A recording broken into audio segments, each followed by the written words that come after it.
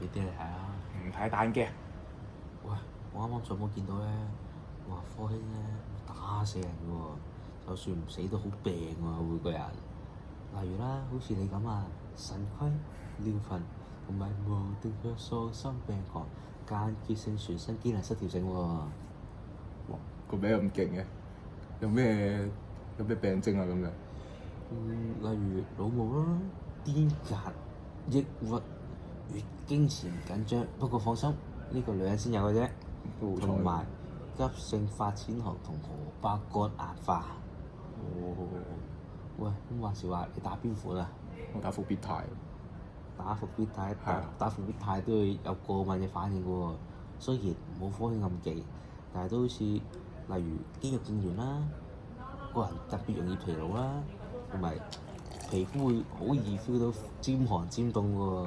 咁但係咁我唔打第二針啦。喂，幫我攞支酒過嚟，頸渴。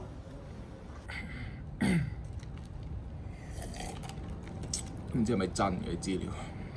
睇下先，上網。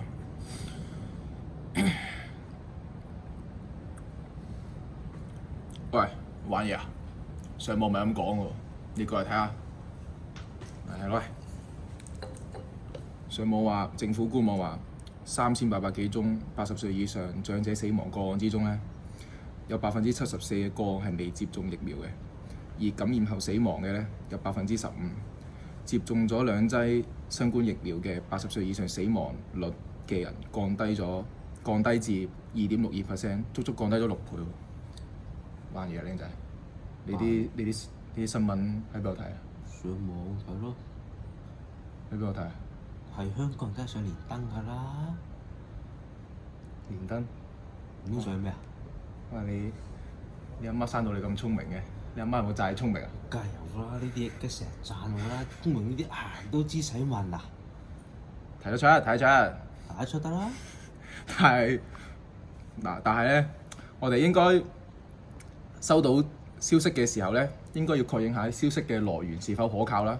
睇下啲資訊係邊個發布，係咪一啲可靠嘅報章同埋學術機構，例如係香港01或者政府新聞嘅公佈啦。當我哋睇到一啲信息嘅時候，應該從多個獨立嘅來源嚟查證，喺確保資訊係啱之前，千祈唔好分享。如果發現咗啲假消息咧，喺社交媒體度流傳，就好似 IG 啊、Face 啊、連登啊，即係話你啊連登仔，我哋就應該喺個平台度報告呢個消息，減少假消息嘅散佈，知唔知啊？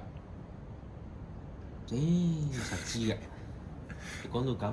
係啊，咁話時話，你啱啱嗰啲新聞有冇 send 俾啲 friend 啊，send 俾屋企人？呢一卡嘢咁重要嘅，梗係有啦。睇你阿媽讚你聰明啊，即刻 delete 咗佢。